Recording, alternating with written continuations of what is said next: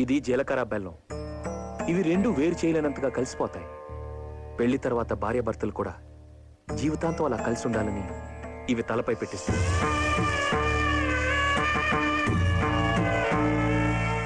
ఇది మంగళసూత్రం. మంగళం అంటే పవిత్రత, సూత్రం అంటే తాడు.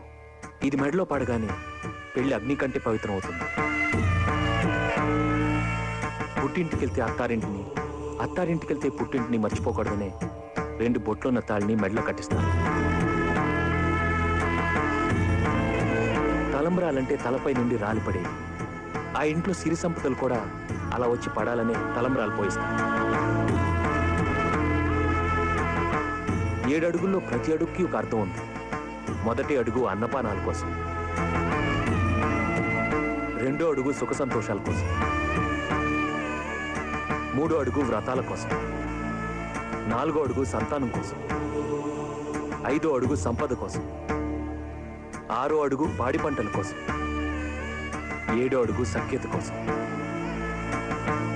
ఒకరి వెంట ఒకరు 7 అడుగులు నడిచి 6వ ప్రాణంగా 5వ తనాన్ని మూటగట్టుకొని 4 దిక్కుల సాక్షిగా 3 ముళ్ల బంధంతో 2 జీవితాలు ఒకటయ్యేదే పెళ్ళంటే.